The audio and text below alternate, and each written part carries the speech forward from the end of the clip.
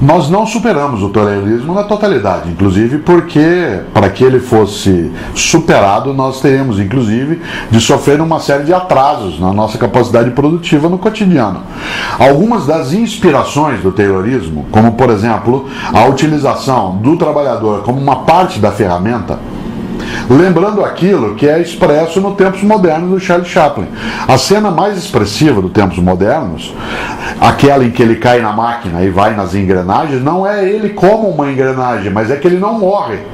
Isto é, ele é tão aderente àquela mesma máquina que ele é uma máquina dentro dela.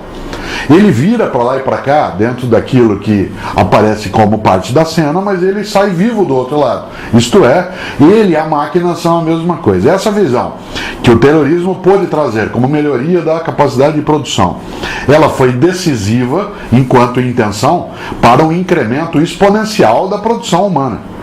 Fazer hoje com que se descarte de qualquer maneira, por exemplo, a linha de produção taylorista, ou mesmo a percepção fordista inicial, né, da capacidade de organizar a estrutura, ela não é superada. O que se superou foi a desumanização como uma convicção descartável.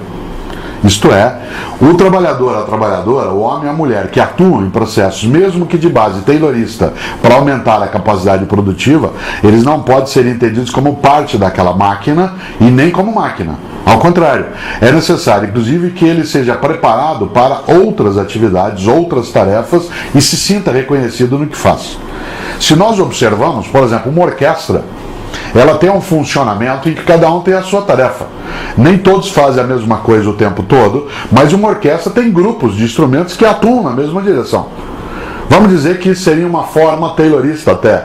Você tem o grupo de sopro, de oboé, você tem o grupo de violinos, tem o grupo de cordas, você tem o grupo de metais. Isto é, eles têm uma forma de sintonia dentro dessa diversidade. O que se tinha no taylorismo original era apenas a monotonia da ação. E hoje se trabalha com a perspectiva que é de se obter uma harmonia maior. Muita gente ainda é saudosa da exclusiva forma taylorista, mas isso hoje, especialmente com as plataformas digitais, leva a uma mudança muito rápida na percepção. Algumas coisas, mesmo no campo da agricultura, da produção agrícola, elas persistem. Já há uma mudança, mas ela não é tão veloz quanto os outros processos. De qualquer maneira, o que vale, a grande novidade é que supor que já podemos sepultar, né, podemos enterrar a concepção taylorista na totalidade, isso de maneira alguma. Aliás, nem deveria, porque ela tem vários princípios que não são descartáveis e que tem um nível de aplicabilidade que ultrapassa o século, né, da sua origem. Tem até um provérbio chinês que diz que se você usa uma máquina, você se torna parecido com a máquina. Você não acha que o próprio taylorismo acaba impondo essas relações de trabalho um pouco ditatoriais?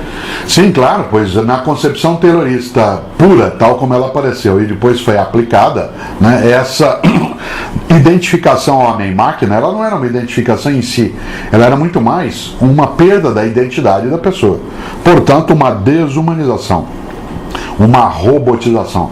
Sabe-se, a palavra robô vem do sérvio robota, que significa escravo, servo, no sentido original da palavra, o escravo. Aquele que faz porque ele é parte, né, de uma ferramenta. Ele mesmo é uma ferramenta nesse sentido robótico.